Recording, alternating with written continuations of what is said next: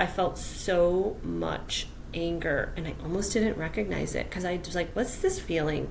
Frustration? Yeah, I'm frustrated. No, it was like rage. It was anger.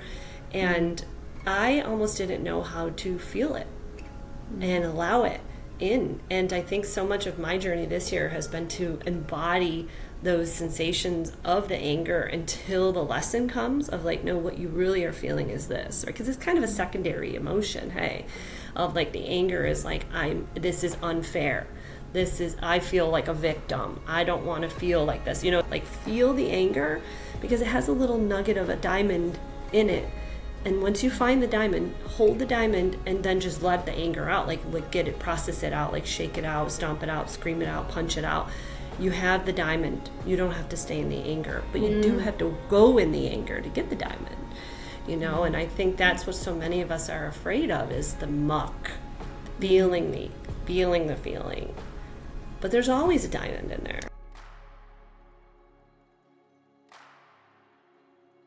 Welcome, Katie, to Ambitious and Unconventional. Funny, you were just starting this saying, look normal. What is normal? Oh, I like that. Oh, well, you and I are good like that, aren't we? We play around with the edges of normality. With the edges, yes, with the edges. I love that. So welcome. We finally got this in the diary. Why don't we start with, so Katie and I are friends. We met at a women's festival, I think probably about 8 years ago, something like that. Or more, maybe 10. Yeah. By now. Yeah, in Hong Kong.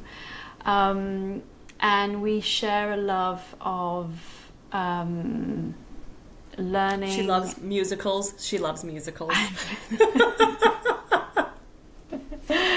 Yeah, I admit I'm not a fan of musicals. Anyway, this is about learning. Yes, we do learning. Yes, dipping my toe in. But yes, learning, development, growth, the unconventional. And so why don't you introduce yourself and share a bit about who you are, what you do. So my name is Dr. Katie Larson, and my nickname is your personal guide for inner journeys of growth. And what I do is I help you access that inner world through a few different tools. I say I like to enter wherever you're most comfortable, the mind, body, or soul. And so the tools that I use for the mind is coaching, which is like how we are now. We're just using normal, conscious conversations.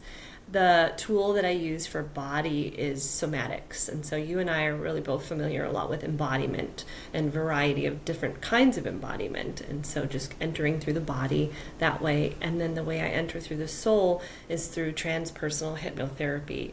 And so this is quite different than hypnosis, which is when you're just kind of listening to the suggestions of a hypnotist. Hypnotherapy is really going into your unconscious or your soul or your higher self and understanding how your soul and these hidden worlds communicate to you. And it's often quite fascinating how deep that goes and how influential these different parts of our soul are into our daily life. So yeah, that is what I do now. My story to get there is anything but, it's the unconventional story, right? Like that's why I think you and I really bonded, is you're like, how did you even get to here? And I'm like, whoa, it's a long story. And then it was quite everywhere, right? Where I used to be a science teacher. And so my love of the world started, adorably with Jane Goodall passing. She was profoundly influential in my life, very influential, because I was obsessed with National Geographic as a kid. And I remember reading pages of Jane Goodall's life and saying, I'm going to be her when I grow up. And I did. I was a scientist in the field. I worked in field biology in Mongolia and Kenya and Borneo. I had a machete. Like I worked with orangutans, proboscis monkeys, elephants, crocodiles. Like I actually did become that. And I was a high school science teacher. And so I was always a seeker by nature. And I think that's you and I, we're both seekers. That's what we're like. We go deep quick because we just want to know things. And like once we learn the answer to something, we're like, but that surely can't be it. That can't be all. Let's keep looking, And so the science was the original career of mine, 7 years of that. And then I had to reinvent because my husband and I moved from the United States to Spain, South Africa, Singapore, Hong Kong. So in each location, I was changing who I was and what I was doing. And so I've done a lot of things. I was a chef in Spain, which is adorable. I had a catering company there. And then I was a consultant in a lot of countries working with NGOs and education companies and businesses. And then in Hong Kong, that's when I started my business now that I have called Growth Quests. And a lot of the umbrella of Growth Quest is, I don't love the phrase change. I do like the phrase transformation. That's what the doctor and Dr. Katie is from, as I have a PhD in transformative learning. But I think really what it makes me a lot different from maybe like a traditional counselor or therapist is you really don't need to change who you are. You just have to find who you are. Who are you? And when you find who you really are, you're just growing into different versions of yourself that have always been within you. And you and I were joking at the beginning of this call about like some of the ways we're growing right now. And it's like you said to me, you have so many reserves within. Now it's time to find those reserves. And it's like that really does encompass my belief system as well. Like it's all within you. You just have to find where it's hidden. So one of my monikers on my website is let yourself unfold, because it's folded up within you. You just have to allow yourself to unfold, and the process of unfolding can feel really beautiful, like a sunny, like the sun shining on a beautiful blossom that's opening. And then other times it can feel really, challenging and cranky to get it to unfold. But nobody is ever going to unfold by you screaming, "Unfold, damn it!" Like it's a very beautiful, natural process that comes in its own time. So that's just me a little bit in a nutshell. I live in the United States again now. I live in St. Petersburg, Florida, and I work with people online from all over the world and in person in Florida. One thing I just want to say about this word transformational and change, I think, because it's one of these overused words in our business, right? In the business of coaching and development. And I don't know if you know Dr. Simon Weston, he's a British, he runs Eco Leadership Institute, and he's written an amazing book on coaching. And he actually uses the word formational, because it's like working to, like you said, help somebody or walk alongside somebody as they form who they actually are, rather than transform from one thing to another. So it's just something I thought of when you were sharing that. I like that. And I know I've talked often about with my, one of the arcs that we have, and we'll do it many times in life, but you also have one solid arc of this throughout your, birth to death, is like there is always a process. There's a construction, there's a deconstruction, and there's a reconstruction process. And I always use the metaphor of imagine you were born in a house, your parents and your society gave you a house. You inherited a house, and it's filled with furniture and decor and all the things from your culture and your parents. They designed it for you. Here you go. And then once you start to reach adolescence and your 20s, a lot of our rite of passage becoming an adult is deconstructing that house, being like, who picked this lamp? And why would I ever want this? And some of us really deconstruct it. We take it to the studs, we take it to the bottom bricks, we really get rid of it, because, especially with religion and belief systems, a lot of us are like, what? That? You gave me this thing? I don't believe any of that. So we really deconstruct a lot of it, and rightly so. That's part of the rite of passage of rebelling against what you were given, right? And then when you go into your later adulthood, you're reconstructing the house. And now chances are you might love that lamp. You might go back and get the lamp, put it back in, because it's nostalgic of a way you were when you were young. But you might have a completely modernized, completely different view of your house. And as somebody who had done the deconstruction out in the world, living in various countries, and I was deconstructing left and right what I was given as an American, I think what's challenging for me is when I returned back to the United States, I wanted to keep all of those souvenirs of life and thought processes and the way we work. And then I was confronted with all of the original home that I had grown up in, and I had these inner conflicts constantly, and I still am making amends with how do I really accurately portray my experience in a very diverse world now back in my country of origin. And that's kind of been a theme of mine recently. But I just had for Hong Kong people, you appreciate this, I just had a Mid-Autumn Festival party here in the United States, and I had to like educate everyone on what it was.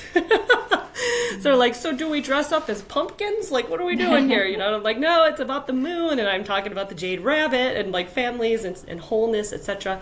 But it is quite the challenge for, I think, a lot of us ambitious people who threw ourselves out into the world to then go back to something that is familiar and then kind of sift through, all right, which ones do I want? Which ones no longer serve me? And you may sometimes be surprised. What is, I'm struck by, first of all, your analogy about the sort of deconstruction of the house that was decorated for you.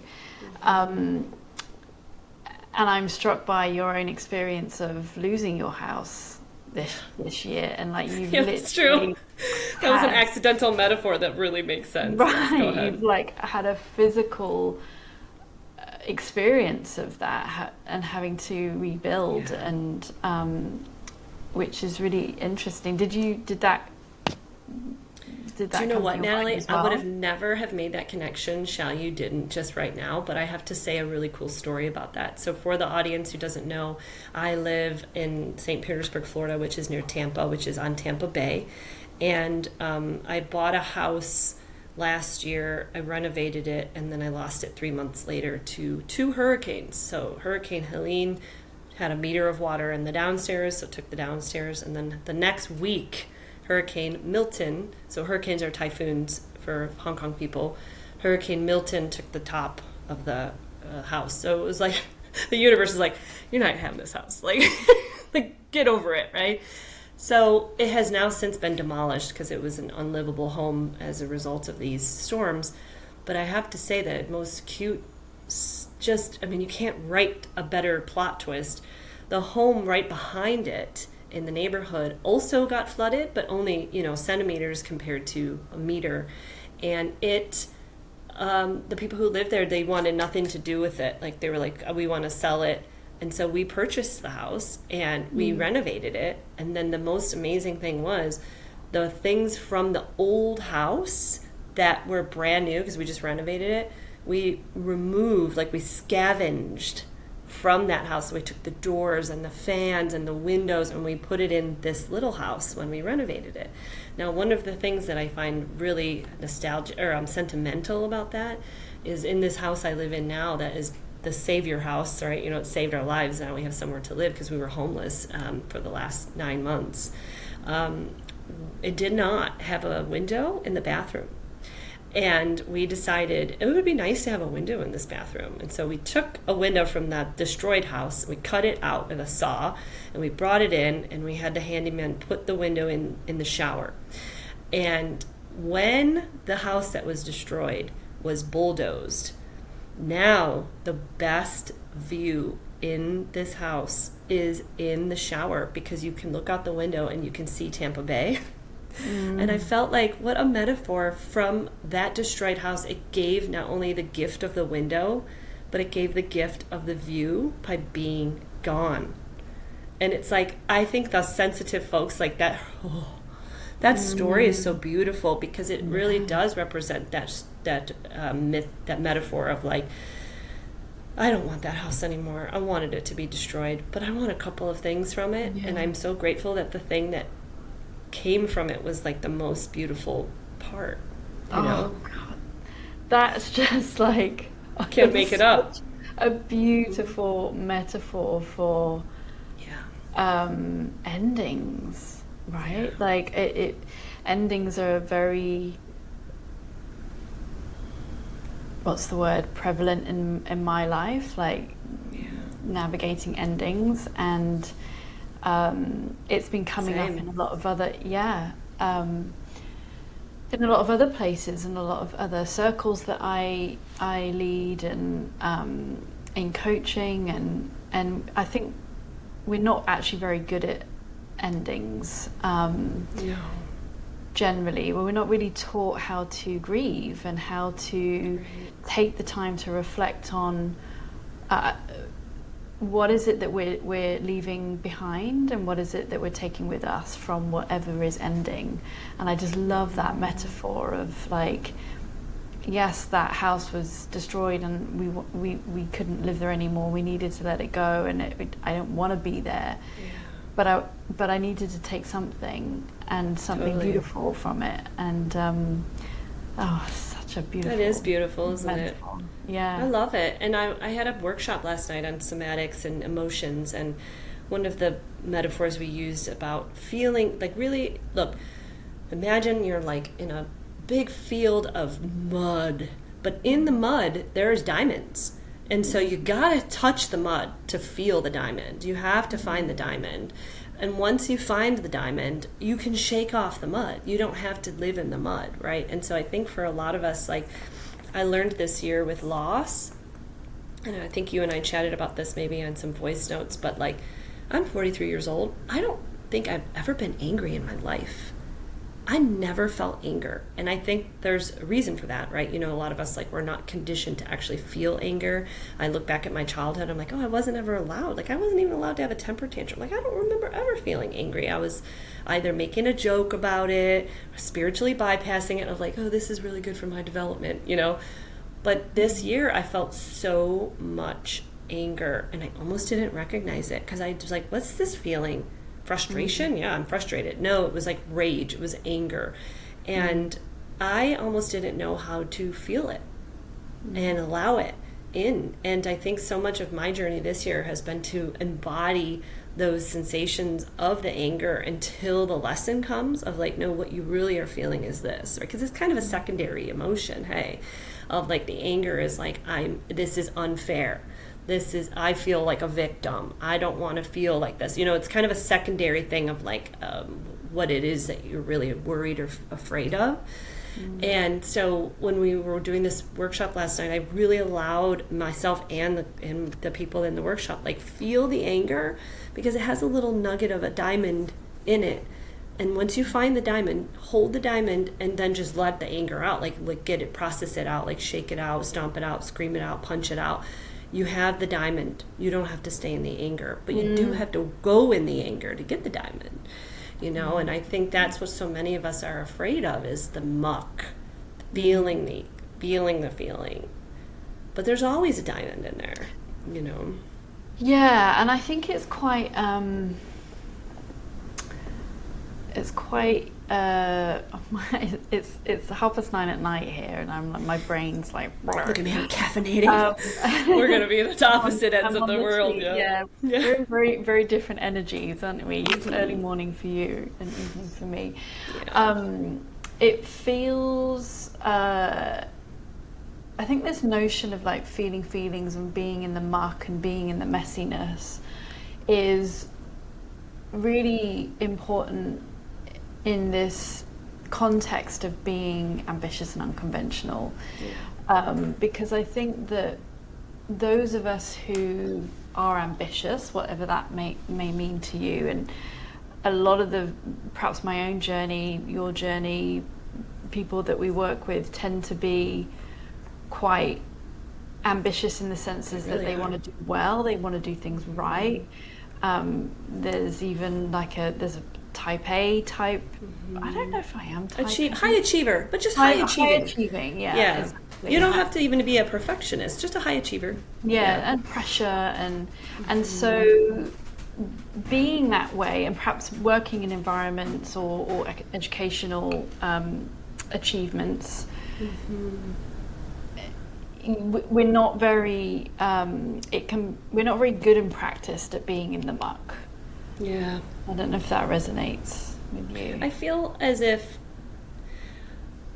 I recognize that more so maybe with the clients that I work with, but I'm really comfortable in the muck. Yeah, you are. Yeah, you. I love the muck, and I think, but to a kink, right? Like in a kink, in an existential kink, and if you're not familiar with that phrase, like an existential kink, it's not necessarily sexual. It's usually more existential, and it's like side of, it's like a shadow side that, you know, you wouldn't ever admit it to somebody because you might feel a little shame about it, but like it's the shadow side's desires, right? Where so like I actually have a shadow side that loves to burn shit down, loves to just blow up and implode my life just to restart. And I found that really funny this year that actually happened to me, because I was like, whoa, yo, I got to stop doing this, because now it's getting like really serious, right? Where I thought I wanted to have a stable, you know, root in a home, and then the universe is like, no, you don't. It's like took it from me, and I was like, okay, maybe this is a little too much of you know, getting off on this kink for me. But really, I found when I look back at my life, it has been a series of demolitions for many multiple versions of myself. And so I'm actually quite comfortable in the muck. What I'm not comfortable with, and funny enough, again, we were chatting about this before, is I'm very comfortable starting over. But I, like when you're like, oh, the endings are hard, I actually have a really hard time tying up loose ends. Yeah. So I'm one more to be like, let's explode it all and move on. I'm an Aries sun and moon, so I'm like, new. But I find, as an ambitious person who's not afraid of beginning again, I do have a tough time tying up loose ends for the life I left. And I think that comes back to haunt me sometimes, of like, you know, oh, I forgot I never tied that loose end up from like 3 lives ago, you know, like 3 versions of me ago, and it's coming back, and now there's a lesson from that I tried to ignore by just being like, forget it and moving on. And I'm recognizing that in my elder age now, that I'm becoming, there are revisiting of lessons that I tried to bypass by just self-destructing. And then now it's like, you thought you could get away from me? I've been here all along. So there are pros and cons, but to go back to being in the muck, I think, and you and I work so intimately with people, we have to feel somewhat comfortable in the muck, because that's where we meet our clients. And, you know, I work a lot with trauma, a lot with, you know, emotional challenges, things that are from childhood. My number one most popular session in hypnotherapy is an inner child healing, because a lot of us have had childhoods that maybe even like seemingly were great, but we have these little things that are from our childhood that profoundly influence us now. And it wouldn't necessarily be seen as a traumatic event, but it was quite profound in the way that it has influenced us. Like maybe your parents said, nobody cares what you think, and now you have less self-esteem, right? But it wasn't abuse per se. It was just a really poignant thought that persists, and so that's where we go and we heal it. But there are other times where I'm really meeting someone in the trauma of, listen to this awful thing that happened to me, and I have to be okay with that. And I think I have been, because I have had a lot of awful things happen to me, and it's like we have to just be okay in that muck, because if you ignore it, it's persistent. It's just an undercurrent of your life. It's always there. And so it's like we have to be brave enough to go into it. And once you're in it, you might be surprised how less scary it is. If that makes sense. Yeah, absolutely.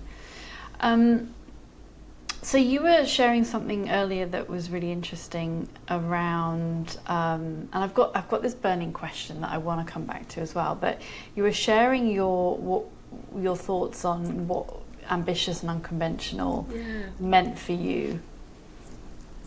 Yeah. One thing that I found in the last decade that was, you know, you and I, when we first met, I remember we shared like, oh, what's your human design? What's your MBTI? What's your this? What's your that? Like we love the personality quiz type. Like I like that, actually. I find it very helpful. Of like, oh, you're an Aries. Oh, you're a Scorpio. You know, yeah, I find those very helpful, because you can make sense of your ways of being in the world through various lenses, and all of them are great, right? You can't just say like, I only believe in this one. One of the lenses that I began seeing myself through in the last decade that has been significantly helpful is I am a highly sensitive person. And I'll just do a very quick rundown. Highly sensitive people, you know, we're 1 in 5 just to put it in context, a left-handed person is 1 in 10. So we're more abundant than lefties, right? And so we are the 20 to 25% of the population who are deep thinkers, deep feelers. We also really enjoy stimulation because our senses are 10 to 50 times more sensitive than others. And so we love stimulation. We love like stimulating our senses. Music feels orgasmic. Food tastes like, little explosions in our brain. But we also get overstimulated easily because our it's like, I always pretend it's like if on a computer somebody that's less sensitive has 10 tabs open, a highly sensitive person has 100 tabs open. And so you can go between the tabs really easily because that's the way you're wired, but eventually you're going to burn out and you're going to be like, cannot compute, right? And you need to take a break. We're very empathic. We're very emotionally aware. We can feel the energy, the feng shui. E is empathic but emotional in many ways. And then we're very sensitive to subtleties like air pressure and EMF and somebody's micro expressions. Like we're very, very aware of these things. And so once I realized that I was a highly sensitive person, those seemingly disjointed descriptions that I just said had a really nice umbrella to explain who I was as a person. And the most famous book on it is The Highly Sensitive Person by Dr. Elaine Aron. And in it, she gives so many good recommendations on how to take care of yourself.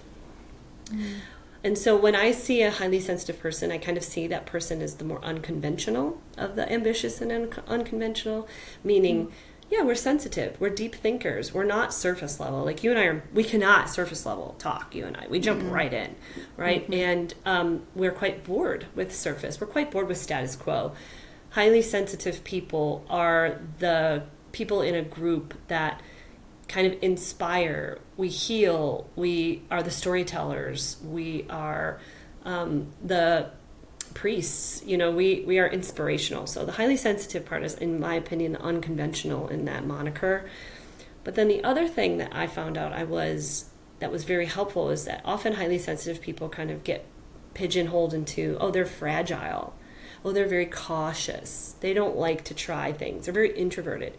And I myself am not those. And so I was like, what's my story then? But once I uncovered high sensation seeking, so a high sensation seeking person can combine with a highly sensitive person trait-wise, and they have like a couple of nicknames, and one of the nicknames is the wild sensitive. But a high sensation seeking is the ambitious. We seek novelty. We seek challenges. We seek the sensation of being alive. We love it. Like that's what we have all the time. But unfortunately, for someone who's both a highly sensitive person and a high sensation person, it's a tightrope because you're always on one side of boredom or overstimulation. And so you really have to understand your qualities so that you don't feel one more than the other. And I think a lot of us that are in our friend group that we created in Hong Kong, a lot of us are that way. We're very ambitious and we have very big desires. But because of our nervous system, our capacity doesn't always match. And so we have to be able to find that perfect match of a big desire and a strong capacity. And I found if I hadn't had that lens in which to see myself, I think I would probably feel like I was crazy. Of like, why can't I just sit still? Why do I always have to push myself? And then I push myself too hard, and then I overwhelm, and then I have to take a break. And so the cycles of burnout are much, much less in my life now that I understand I need little hits of novelty, little hits of challenges, little hits of alive in order to maintain that.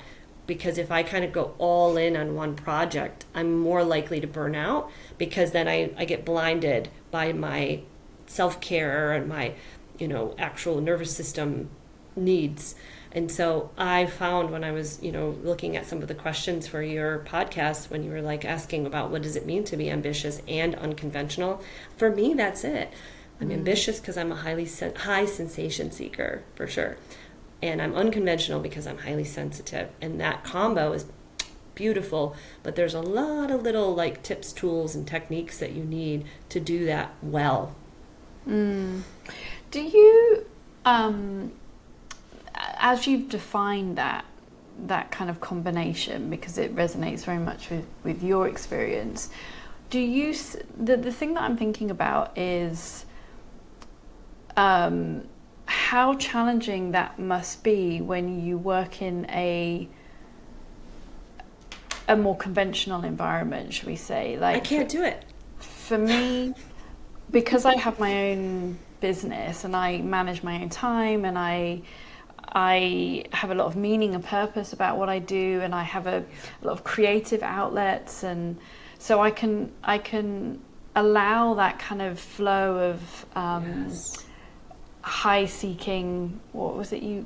High sensation seeking. High Yeah, sensation you can funnel it in your roles. Yeah, and then I can also kind of manage the sensitivity part. But I'm thinking about people that might identify with those labels, shall we say, in a more conventional environment. Like, what's it like for them in your experience, and what do you say to people who might be kind of identifying with those experiences, but in a different, in a more confined It is environment? the most challenging thing for that combination of traits to be in a system that doesn't value either. Right? Of like, it's quite challenging. I have a client, I'm going to harness her energy while I answer this. The mundane, monotonous, banal structure, it feels like torture to her. Where some people feel like that's like their comfort zone because it's very predictable. Predictability for someone with those two traits feels like torture. And so what I would recommend is, especially for women, to really understand the cyclic nature of the yin and the yang of your energy, right? So for women, our yang energy, it will allow us to exist in things because we're much more forgiving in the first half of our cycle. We're much more forgiving of the structures because we can kind of overlook that, and we're a lot more ambitious actually with that yang energy of being ambitious and being out there and putting ourselves into cooperative relationships. When we're in our yang or follicular phase or ovulation phase of our cycle, we're actually really amiable.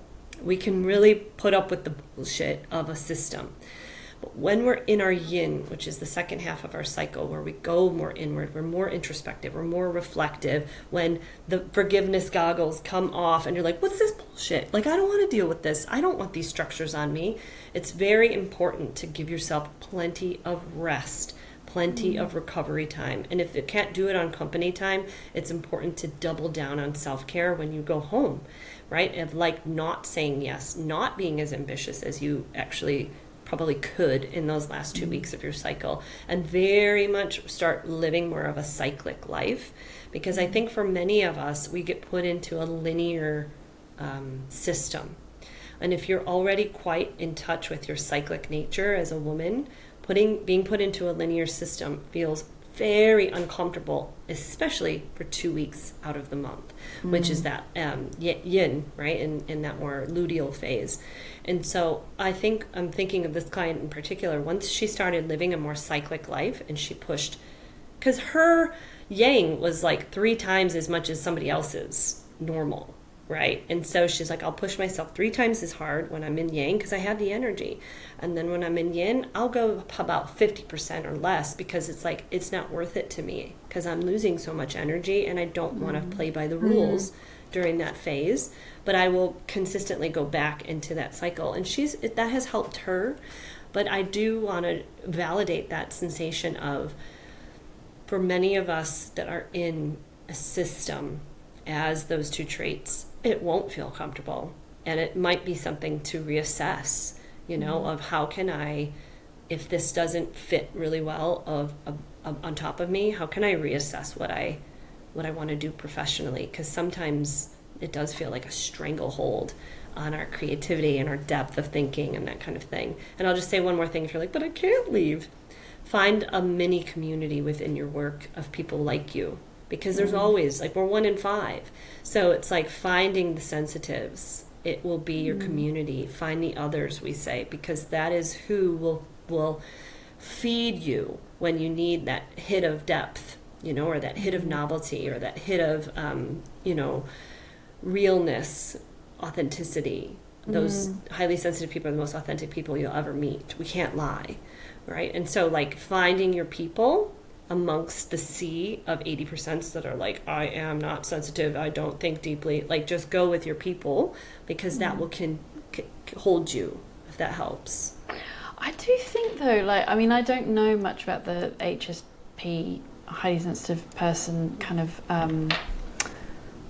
description, but it's interesting that whole they can't lie, because I kind of feel like there has to be quite a lot of masking, or a lot of much. That's a good way of putting it. Hiding a little bit, because to when you are highly sensitive and you are in an environment that requires you perhaps not to be so, and that's perhaps where the difficulty gets in, right? That comes in, and it stays in your body because you are having to mask, or not necessarily lie, but I feel like there's a mismatch there between what actually wants to be expressed and what the environment or the system is. And especially when you're not taught at a young age that you're sensitive in a good way, right? Like oftentimes when I meet someone for the first time that's highly sensitive, like they've taken a quiz or read a book or whatever, and I have like a highly sensitive 101 coaching session, they said, my entire life I've been yelled at for this. Like I've been punished, I've been shamed, like grow up, stop crying, like get over it. And when you really start to recognize that it's such a strength to be the one that feels so many things, you protect it. You learn how to protect it, because it's a gift. And it's like when we've been hiding it all this time because of whatever scenario or situation that it calls for. For example, I met a air traffic controller. And now an air traffic controller would be a highly sensitive person, because like I talked about those tabs, we can think in complex, like we can go and see a very, very complex situation, and it's very easy for us to understand. But she's like, I would tear up sometimes at work because like I knew like what was going to happen for like all these pilots, and I would feel like just emotional, and like my male colleagues like would look over at me and like, why are you tearing up? And it's like I felt so much of like what was going on in the scenario that like on paper was just like numbers and flight routes, but I felt the people, and that was that empathic side of us, right? Of like, actually that's a really beneficial skill, because if you're able to speak up in that moment, you might have a piece of information that everyone else has overlooked that will be vital to a decision that needs to be made. And we don't often value that enough to call it vital right now. But I think that the more we really recognize it, it becomes more vital in decision-making processes. One of the things that I think is also really important is, you talked about rest, but I think it's also receiving. It's finding things and people and practices and places where you can receive nourishing energy in, because I find that a lot of people that I do work with, they are constantly giving energy out, in lots of different ways, until they literally hit a wall. And when we speak about, what are you receiving, what's coming in, there isn't a lot. And I think that's also that combination of the ambitious, because there's a seeking and a drive to achieve, to I keep forgetting the phrase, to seek stimulation, because it's a hit, it's a hit, it's a really good hit, and it hits a lot of things. It hits adrenaline when you achieve an achievement, and a little trophy imagined or real. And it's also a hit, like I'm a more dopamine hit. I love to like put myself in a really obnoxious situation and I get myself out of it, and I get like a quick rush of that. But you're right, it is that sensation. And I want to bring back the masking, because I find for a lot of my clients who I've worked with burnout,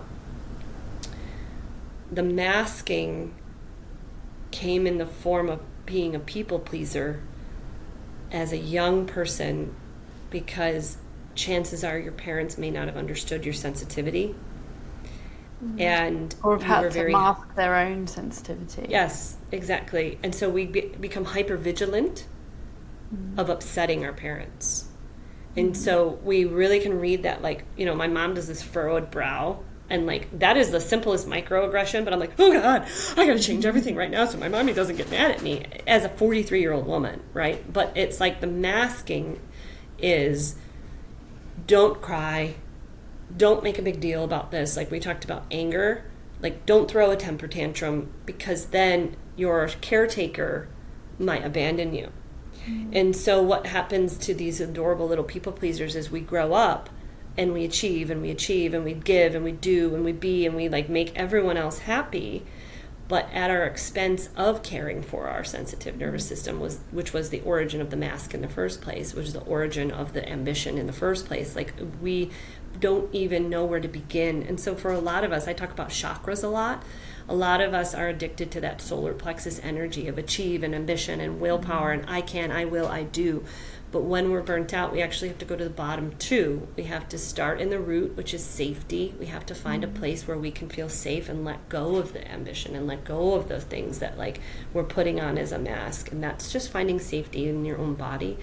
But the really important one is that sacral energy, because it's pleasure, fun, nourishment, emotions, creativity, spontaneity. It's what if the root is the newborn, what does a newborn need? Just safety, love, quiet, food, right? That's all it needs. The sacral energy is what a toddler needs. Fun, unstructure, play, spontaneity, pleasure, and that will heal what was the solar plexus burnout of, like, usually comes in like teenage years and in your 20s of that ambition and like do. You need to go back down into that lower developmental energy to really heal yourself, or you'll burn out. You'll burn out. We've all had that. What I'm also really quite interested in, is something that's been coming up for me in the last couple of days, is an awareness of my own heart, and I mean perhaps emotionally but also physically. Like I went through a few years ago a period where I just had these heart palpitations, and I had tests and I couldn't understand, I couldn't figure out why. I think it was emotional and energetic, and I think it was around the time of when the Ukraine war started, when we were in the middle of COVID, still wearing masks in Hong Kong, and there was a lot going on. And I don't have it anymore, but there's a little subtle feeling of it. And I'm hearing from other people as well that there is, people are experiencing some physical symptoms, I think, of being in a world, perhaps being sensitive and being in a world that is very, very hard hard to kind of process and digest right now. Just the wars and politics and violence, and it's like I'm wondering what you. I know exactly what you're feeling, and I'm going to answer this in like 3 stages, but I will tie it all together, because the heart chakra, right, is the energy of your heart, and you're going to feel it in your chest. And for sensitive people, it's our antenna. That's our antenna. Our empathic side is our antenna, the compassion that we have for the world and others around us. We are picking up on all of that sensation in our heart. So when I work with clients who this receiver is receiving all the time, those big feelings, sometimes we have to literally visualize pushing in the antenna. Like, remember those old little stereos we used to have where you had to pull it up and down? Yeah. It's like you have to push it in a little bit, because, and this is part 2 of my answer, and I love Hong Kong to use this as an example, the world is built for 80% of people. Highly sensitive people are the 20% of people who already are feeling the world very strongly. But the rest of the world is making flashing lights with a foot massage sign, is making really loud things, is making 3-minute reels on Instagram. It's being really obnoxious on all of this social media and media. It is trying to get the attention of the 80%, not you. because you've already been paying attention, and you've already been, I cannot even watch the news for a week and I'll still feel what's happening, because I'm picking up on the collective by no fault of my own, just having that receiver, right? I remember the Boxing Day tsunami. I woke up and I already knew it happened. I had a dream about it. And it's like, that's crazy. But it's like, we have that as sensitive people. We're already receiving this collective energy. But I say that because, okay, well then what am I going to do about it? If the rest of the world is created for the 80% that are like, do I want a foot massage? And then it's like, yes, yes, yes, yes. You know, it's like, they see it. Where a highly sensitive person sees the foot massage sign instantly, and it's like, we have to do more work to get it out of our system, right? We have to be much more blinders on to like focus, because otherwise we get very distracted. And so my recommendation, or just my insight on this, is I am similar to you, where I have learned, if I want to be informed, I can only read. I cannot watch video. I cannot listen to audio, because it is too stimulating for my nervous system. But I do want to be informed, so I can only read. And so recognizing which sensory inputs are overwhelming to us is very important, especially if you don't want to be like, you know what, F it, I don't want to know any of this. Because a lot of us do feel really plugged in, and we do feel very needed right now. And then I'll just say one last thing that is quite challenging for all of us right now, but I'm just going to say it because it helped me a lot. When we were kids, we had those cute little books that's like the butcher, the baker, the candlestick maker, you know, and like we had vocations in our children's mythology. And right now, we don't often feel like that. We feel like we're plugged in and we're in like a lot of circles. Rightly so, that's modern times. We kind of needed that. But when we decrease our reach to the 150 people in a micro community, and we become that one archetype of what is needed in our micro community of 150, whatever that looks like, because that's like the original communities, the little hamlets, you know, and the little like villages. When we really bring our focus down to the 150 people that we are now a part of in a community, we don't get overwhelmed. We get empowered. You know, and I have a joke on whenever I do promotions in my local area, I'll be like, you know, your local friendly hypnotherapist, because I want to be seen as that, you know, candlestick maker in my community. I want to be seen as that one field or archetype that is needed in my little community. Because if I try to solve the world's problems, I can't. It's too much. It's too overwhelming. So we have to decrease it. And I feel you on that heart ache. I think in German they called it Weltschmerz, which means like world pain. It's world pain. It's pain from feeling the world too deeply. And so you can't shut it off. It's still there if you push the antenna down. It's still there, but you don't need to pick up everything from, you know, your neighbor across the street to a person in a country you don't know. Like, it's okay to have that compassion, but we now need to funnel it into where you're going to make the most impact. Maybe you only have 150 people. Maybe you're a really big influencer and you're a really big, important person who has multiple millions of people that you can influence. But either way, it's helpful to focus. I think it comes back to embodiment as well, right? I think that when we are so focused on out there, you know, because we have this ability now with technology to communicate out there, to connect with people out there, to be informed and see what's happening all over the world, we lose a sense of embodied kind of reality, like that we're aware and we're connected, but it's abstract. And I think that the physical body actually really struggles with that. The mind kind of can comprehend it, but the physical body needs to be in earth, needs to be connected to the place in which you live, the community. It's put hard your feet on because the ground. It's really hard. A lot of people are isolated. A lot of people are that's where they get their connection, is kind of out there. But that sense of localness is is And really we kind of important. talked about that last night about it is quite chicken and egg in what your body's doing and how you feel. Meaning, like, when you stand up straighter and more open, you're going to feel more confident in your body. And like, the other night I was working with a client and she's like, I just feel like so wishy-washy, like my solar plexus, like I can't make any decisions. I have no structure. And so we did a plank, and the plank, like the exercise of the plank was strengthening that area of the solar plexus and the core. And then you start to feel stronger in that energetic area, but then you feel like stronger in the decisions and you don't feel so, wishy-washy. You actually feel like more empowered. And so it is quite chicken and egg, because like which one is coming first, the emotions or the body? It's such a cool relationship. It's either. So fix one, right? So if you're feeling really emotionally unwell, do something in your body that will make you feel strong, and then you start to feel more emotionally well.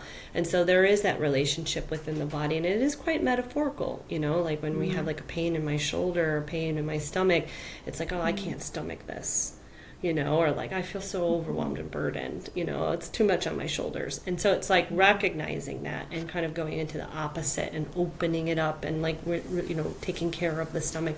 That helps. It's not just a metaphor, it's actually real.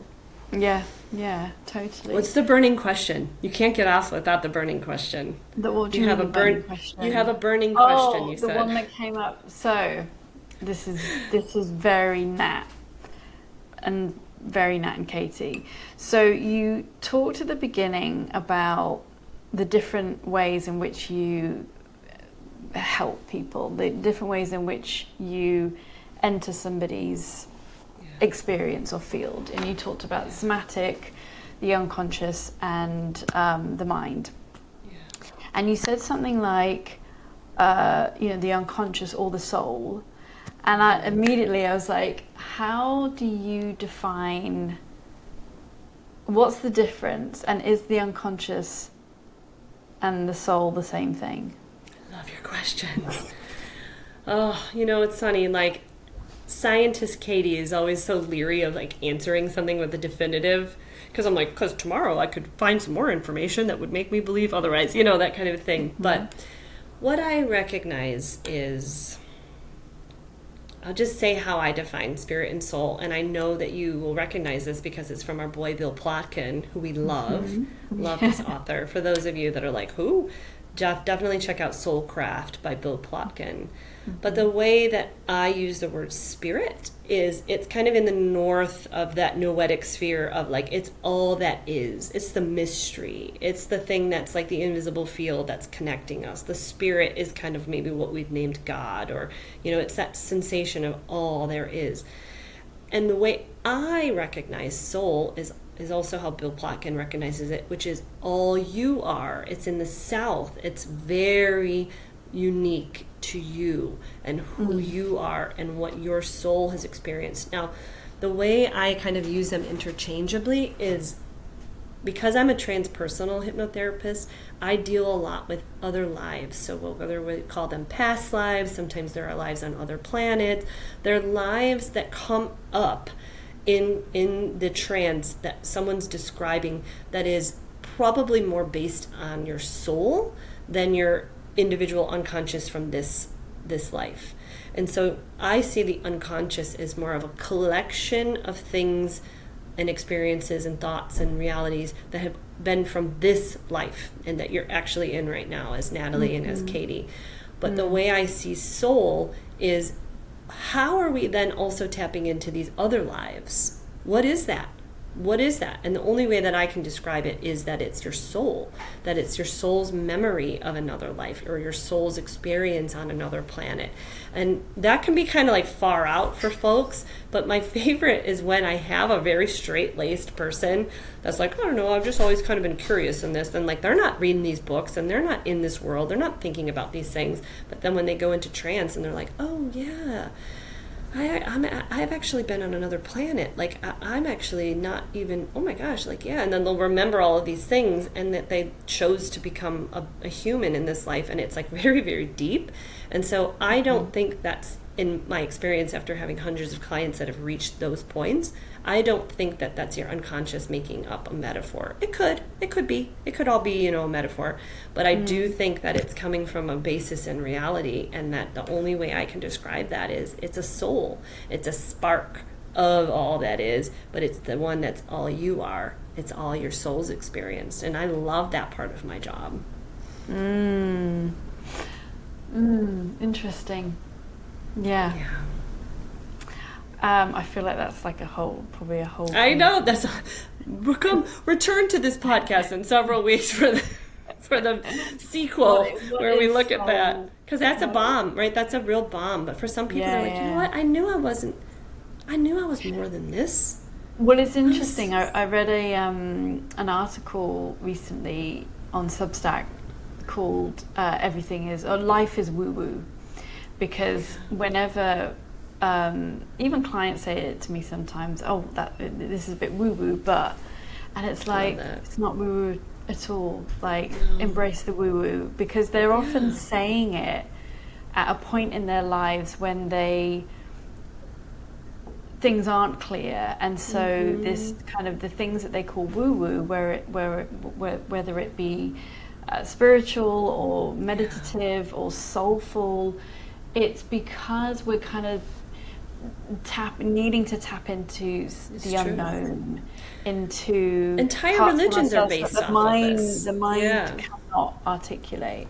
Right. So I found that a huge part of our life, but it's the undercurrent of our belief systems, isn't it? Like, I think philosophy can be quite mind-centered, but religion is the mystery.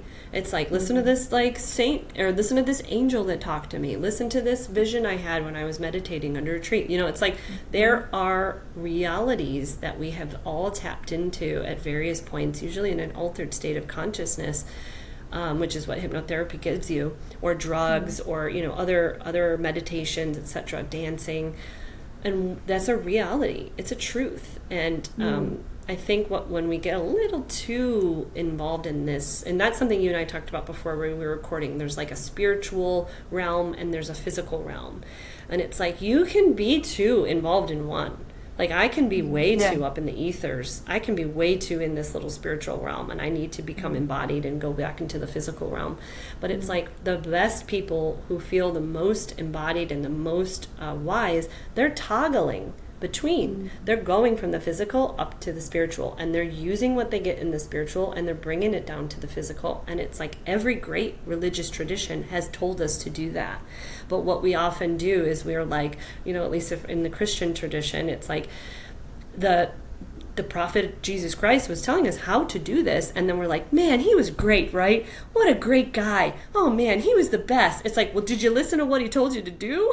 Like, do what he was saying, of like, go up to the kingdom of heaven, go and bring it into your life. And it's like, I think sometimes we mistake a lot of the messages that are in those great religions that we all have shared and studied at different points.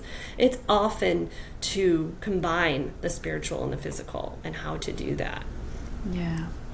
Ken Wilber I'm reading his book Finding Radical Wholeness, which talks about how the lens in which we view religion, depending on where we're at developmentally, and then it's really interesting, but he speaks a lot to that notion of what does it mean to be spiritual at different stages of our development, different stages of our life.